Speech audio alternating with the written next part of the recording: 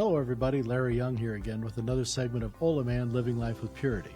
And today I want to talk about a meeting I had yesterday at a county fairground near me. And I ran into a group of recent high school graduates. And they came up to me and asked me for directions. And I was trying to give them directions how to get to where they wanted to go. And they weren't seeming to understand and follow the directions. So I had with me a guide that was there from the fairgrounds and had a map in it. So I was trying to show them on the map as to where to go, and they weren't getting that either. And I said, what do they teach you in schools? And they said, well, we're to just use like our GPS. You can use our phone, dial it in, and it'll tell you where you want to go. I said, well, how's that working for you here? It says, well, it doesn't work for this, where we're at. And I said, well, it should. He says, well, it's not. I said, okay, well, then you need a backup plan. And they really didn't have a backup plan in map reading. So I gave them a quick rundown on north, south, east, and west and how to orient themselves. And after about 3 to 5 minutes, they figured it out and they were on their way. But this led me to thinking about what is going on with our schools and what is happening in the classrooms. And I asked these kids, why they weren't able to figure this stuff out. And they says, well, the teachers obviously didn't think it was that important because we have cell phones and guidance systems that we can rely on, the software. And I said, well, what if the software all went down? What if the electrical grid, was no longer a part of our daily life? What are you going to do? He says, oh, that'll never happen. I said, well, don't be so certain about that. It could easily happen. And all the technology that we possess, what all the technology other countries possess, all the technology that a terrorist could possess, somebody who wants to disrupt your normal life, you're just a happenstance away from that all coming together.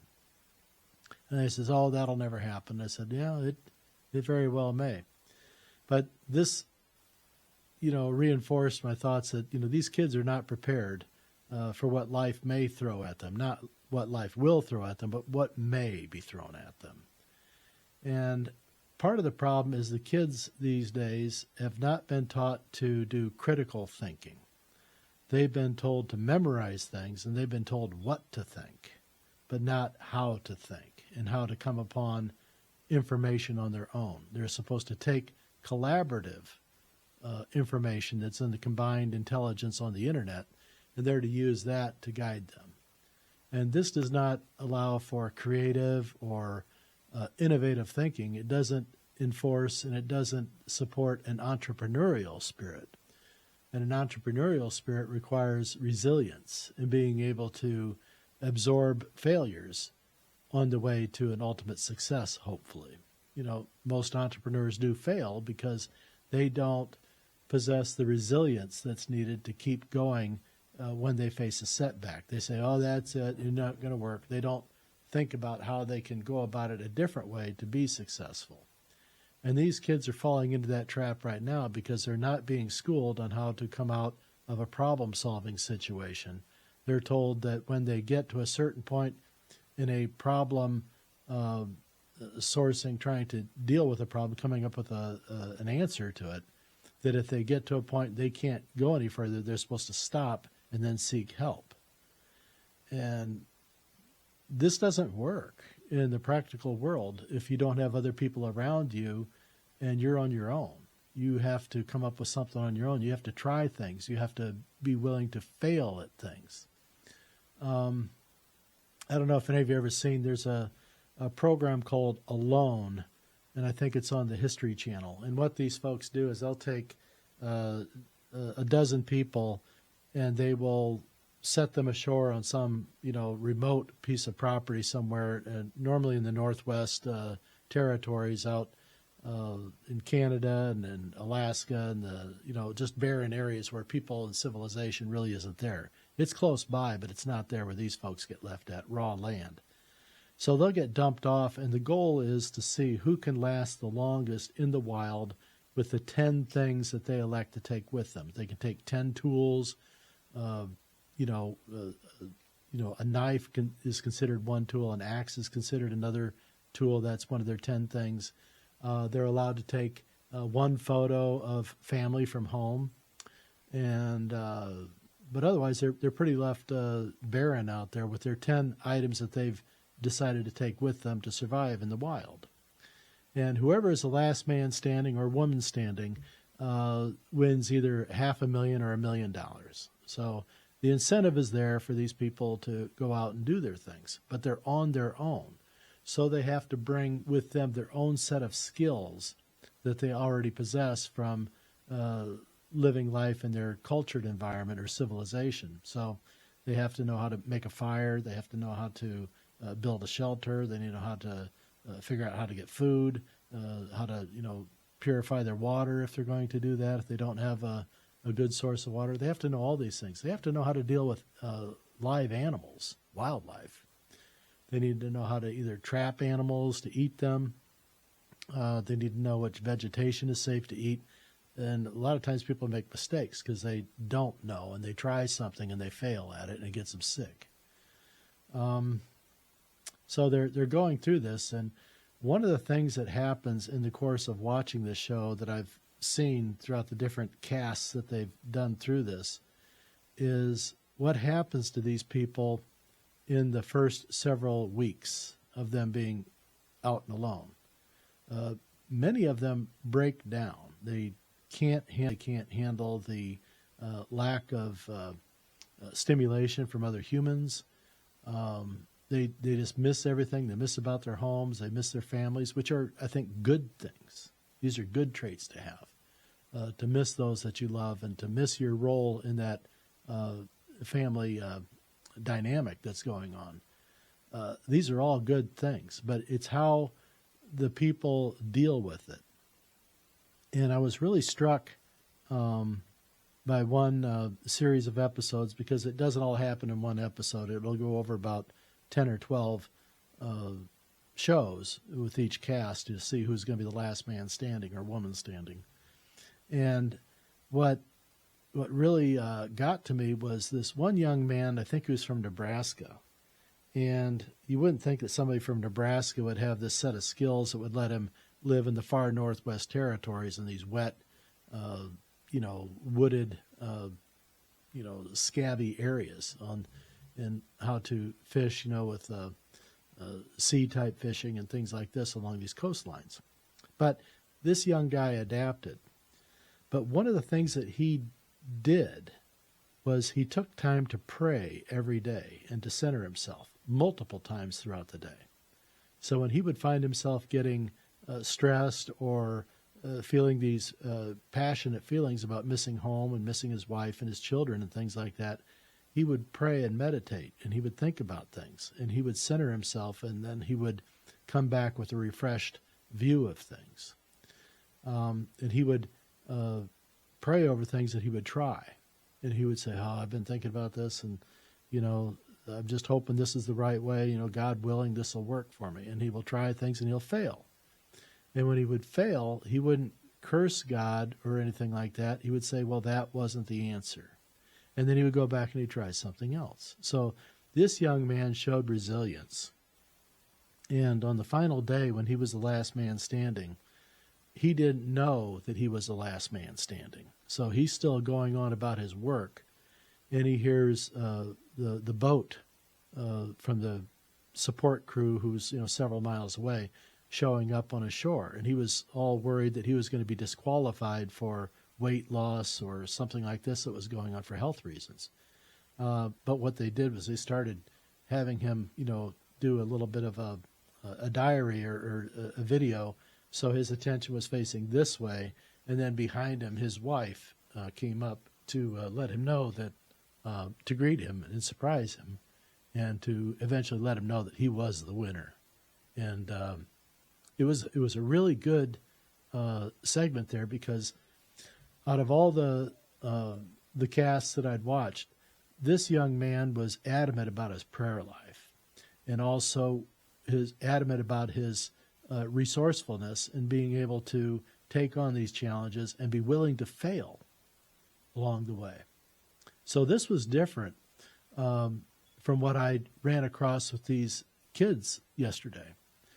They weren't ready to face the possibility of failing, because they would rather do nothing than go out and do something that would result in a failure for them. They would rather sit and just not do something and not go to this place they were trying to find.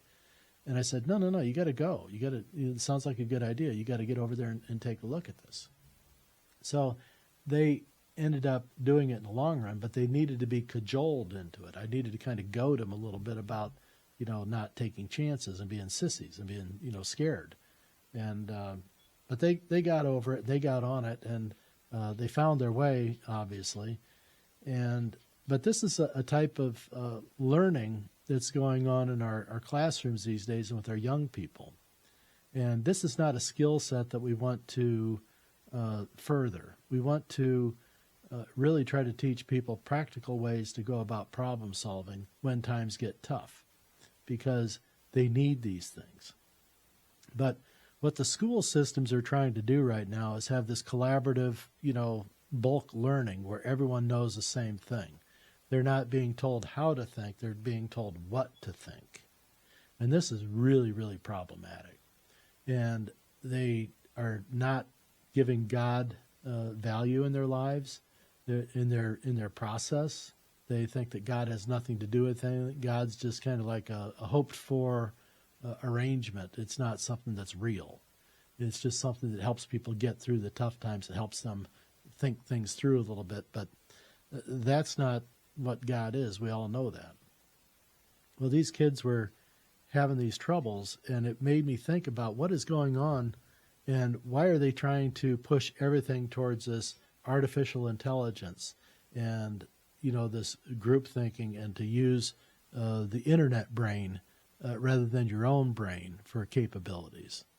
And I live in a English and Amish area, so I have lots of Amish neighbors and people that I do business with. They fix my small engines and things like that.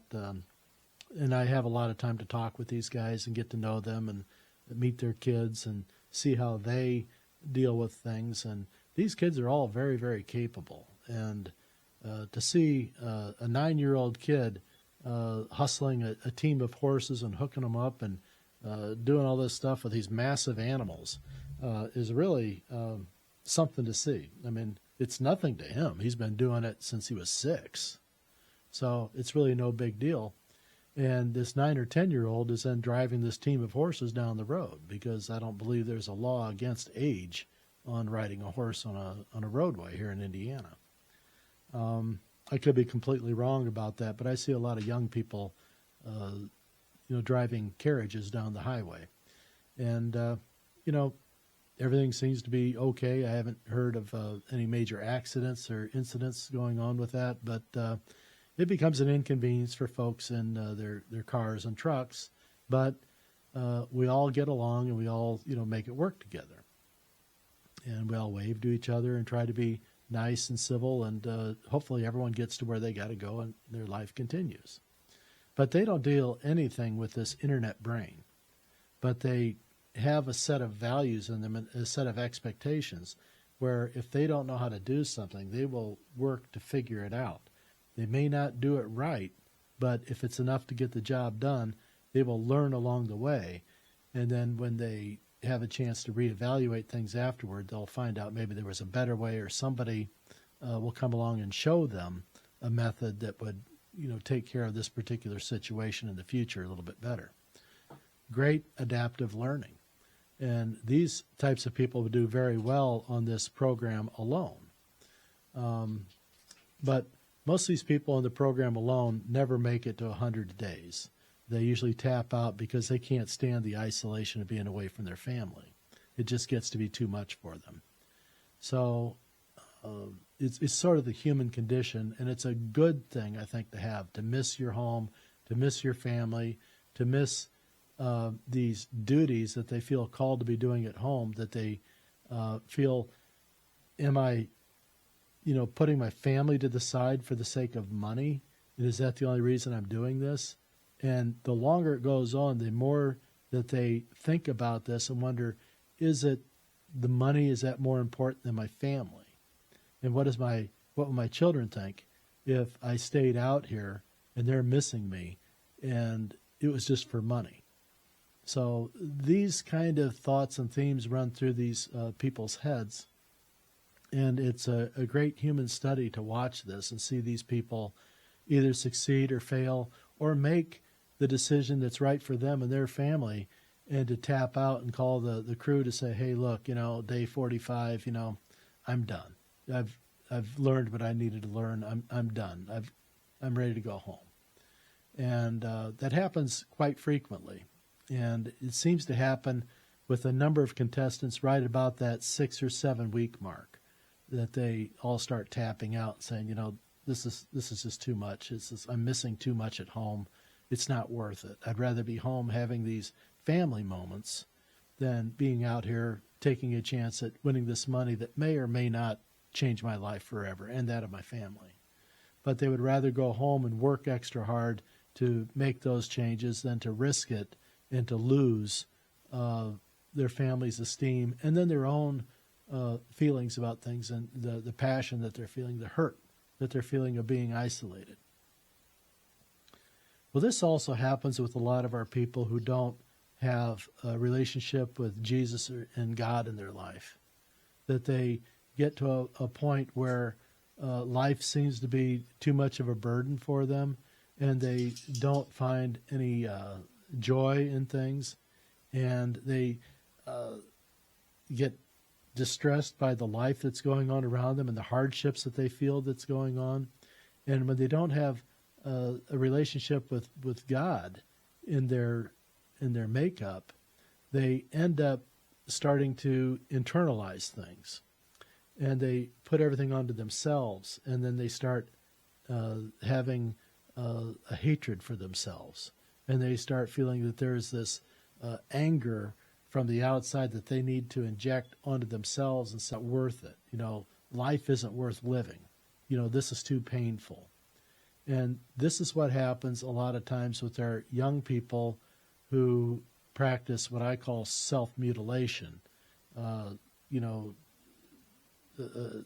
huge number of tattoos that don't express a theme or a belief or anything. I know that there's Samoans practice the art of tattooing, but this carries their life and culture and their stories on their bodies. And this was done also that they could go and tell their stories as they were getting outward and going to other islands and things like that, that they could point to things because they didn't have paper, but they could point to things on their body to try to communicate to other villages and other people that they find on remote islands. And this is how they could tell their storybook.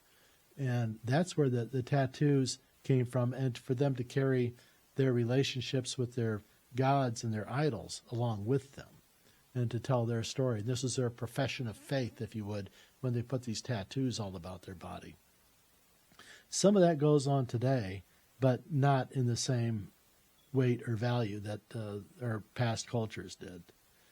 So it's a little bit different, and sometimes some of the satanic and evil type of pictures that are on some of these tattoos really have to make you think a little bit. What's going on inside the head of this person? Why are they having so many piercings? Why are they doing so much to make their bodies so distorted?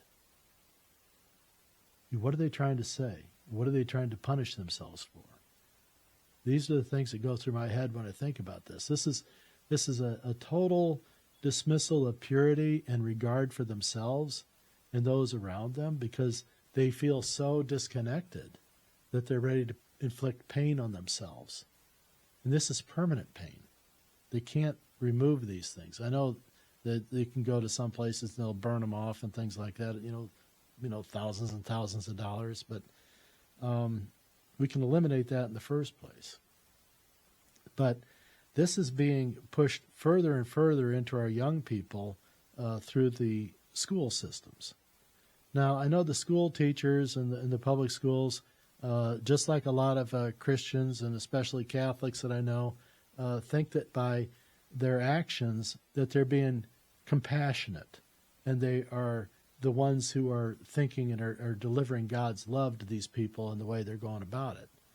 But I disagree with that. I think what they're doing is they are distorting these people even further and pushing them down in this rabbit hole in the cave of influence, as Plato would talk about it, with the shadows on the wall, that these people are becoming so distorted in their thinking that they really don't have their own logical thoughts anymore. They have to go to the phone and to the internet brain to come up with their decision because they haven't been taught to figure it out themselves, just like these kids with the map the other day. I mean, for most of us, it would be pretty intuitive, find the north, center it to the top, and figure out where you're at in relation to something else so you know where you're at. These kids didn't have these skills. And it was amazing to me. These are a bunch of 18-year-old kids. They could not figure out the map. They could work their iPhones, but they couldn't handle that piece of paper with the drawings on it. This was very, very concerning because if and when the entire grid goes down and there's a collapse of things, we're going to have some real troubles out there with a lot of these kids. And not just kids anymore. We got a lot of older people, middle-agers that don't have those skill sets either. My God, I know I was married, and she couldn't read a map for nothing. So I don't know if it's all exclusive to this or it's just how your pattern of thinking or your experiences take you, but there's some real troubles out there. And what is going to be happening here with the schools is they're not teaching kids how to think, but they're teaching them what to think. And so when they come out, if you have an opinion that's contrary to what they were told to think, you are the bad guy. You are the one who's wrong. You are the one that needs to be basically dismissed and put out of your misery. Your opinion doesn't count anymore. The only opinion that matters right now is the marshmallows coming out of the butts of these unicorns. And they're going to fight for that. I mean, look at what's going on right now. We got a fella who passed or didn't pass the sex test at the Olympics. He's carrying XY chromosomes. They got him fighting in women's boxing. He's kicking these women's asses. And the crowd is roaring its approval in France. What the heck is going on with that? It's groupthink. These people have all been told what to think, not how to think. This is trouble. This is so anti-purity. This is basically Antichrist. As I said before, I don't believe the Antichrist at this point is an actual individual. I think there's going to be a lot of people come forward that have so much charisma that people will want to assign them that title of being the Antichrist. But I think the Antichrist has already been here and has delivered this ideology that everyone is absorbing. And now his or her, remnants that was left has created this ideology that has this woke thinking that's gone amok. Now, some of the woke stuff I don't really have a problem with. I think it's great. But in the process of delivering this woke enthusiasm, especially for women, it was good in the beginning. And now all of a sudden, it's all been taken away and thrown away and given, like I said, to the man in the dress or the man in the boxing gloves fighting in a women's Olympic event right now. And it's not just the boxing. I think they got some stuff going on track and field, but I'm not even watching it just because I'm so disillusioned with the whole thing and the aggressive tone of things, the attacks on Christians. It was obvious in the opening ceremonies. All throughout, it's belittled, Christians all over the globe. And it took up until yesterday, today is August the 4th, it took up until yesterday for the Vatican, in the form of its diplomatic arm, the Holy See, to issue a statement about that. And all they really said is that they were saddened by these things. Francis Bergoglio has still not said anything. His voice is not necessarily the Holy See. The Holy See is a diplomatic arm of the Catholic Church. The Pope is still the Pope. And right now, we don't have a Pope that's speaking out. And this is his job, not the Holy See. The Holy See can do it too, but the Pope needs to make the statement in person. But why is he not doing it? I think he's afraid. I think they're all afraid, because I think in the long run they've been collaborators in the whole process of getting us to this point, because they got involved in politics. This is where we're at. We're back in a worse situation than 1915, when Father John Knoll started the Sunday Visitor to combat the yellow journalism that was coming out by people like William Randolph Hearst, the yellow rags that they were putting out to attack Catholics in particular. This was all a media push to try to sell propaganda to the anti-Catholics, the Protestants and other folks who wanted to demean Catholics as being vampires and, flesh eaters type of stuff. It was abhorrent then, but right now it's basically on steroids, because now you got the media is going after all Christians who want to say anything that goes against the things like this female boxer, allegedly. They're ganging up, and the system is working hard, very hard, against people who pray and people who follow their faith.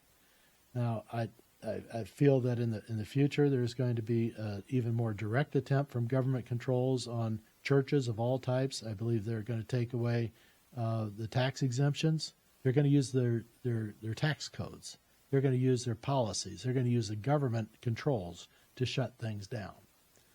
Right now, today, there is in Bryan, Ohio, is about 60 miles from where I live right now here in Rome City, Indiana. Bryan, Ohio is in the northwest corner of Ohio. And there's a pastor there who has been trying to deal with the homeless problem in his town.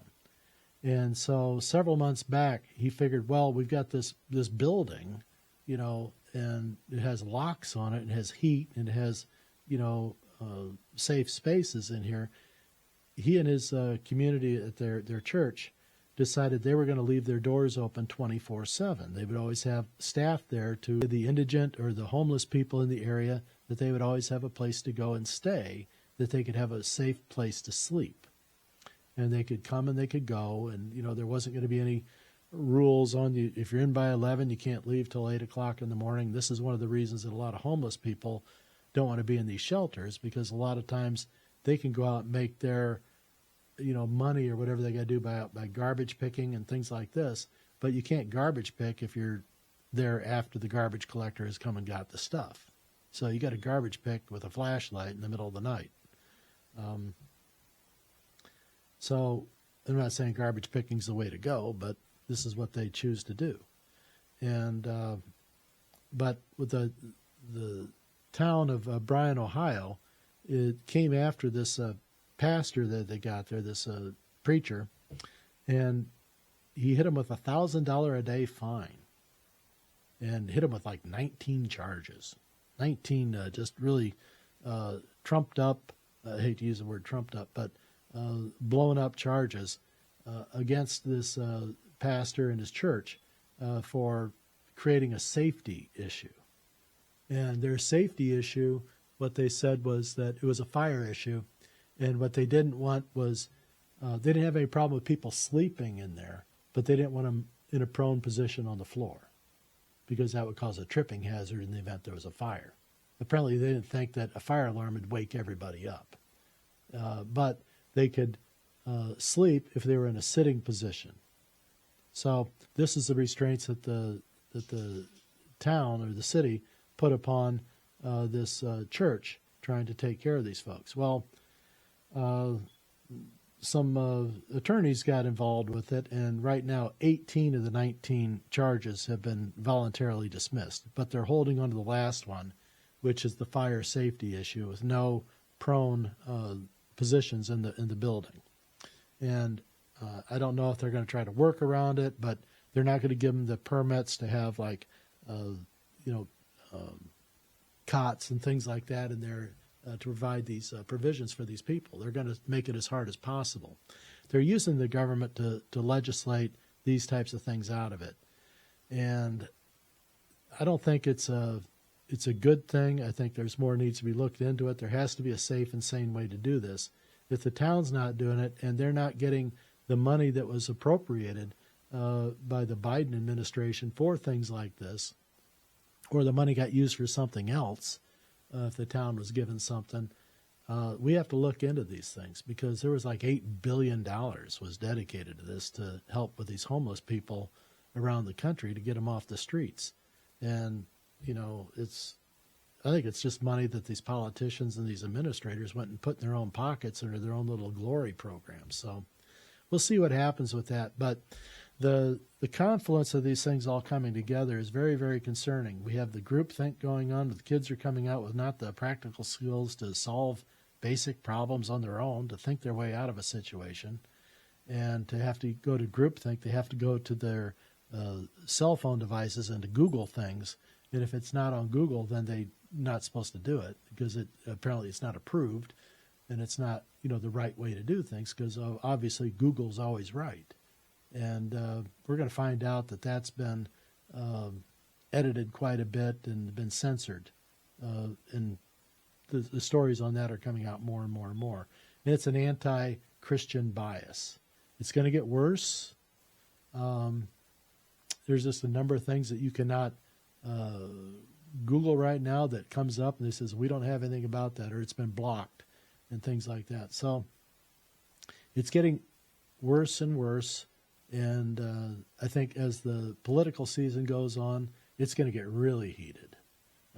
It's picking up right now. I don't even want to see what happened on the Sunday shows today, but just some of the distortions of truths and things like that coming out. Hyperbole is one thing, but outright lies are another thing. So hyperbole is not a lie. Otherwise, and if it was a lie, and if it was able to be prosecuted, then you'd probably have every salesman probably liable for a jail sentence right now. So ours is the best. That's the best. Rated number one. Well, by who? Well, by this group of people over here. You always go down the road and you see, rated, best. By who? Well, 3 kids in grade school said this is the best one, so they're allowed to put rated best on their signage. No one asks what the group was that rated it best. It could be 1, 2, or 3 people. It's free speech, but you got to be careful about this stuff, and you got to watch what's going on. But kind of a jibber jabber segment here, but I wanted to have you at least be thinking about it, because I'm thinking about it, and I'm going to be back with a little bit more on this, or a lot more on this. But today it's just very, very concerning that we have this problem that's going on with our recent graduates, and I'm very concerned about their prospects going forward, because from what I saw, there wasn't any of those 5 kids that I would have considered to employ right now, even if it's just cleaning up my property and things like that. I don't think that they would be able to sustain the work. I don't think they'd be able to figure out how to make certain tools work. They just don't have any skills. And I don't have the time to teach them everything. So this is a problem we have that we all share. It's not just on me. It's on all of us. So let's pay attention to these things. Let's pay attention to the truth. Let's know who we are.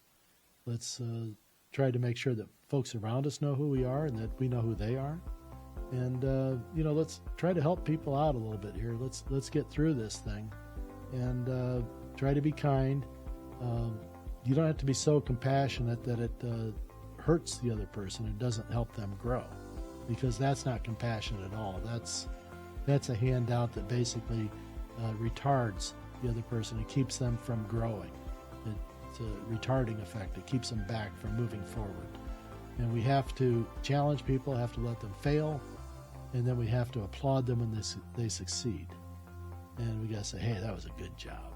So In the meantime, I love you, and I'll be back.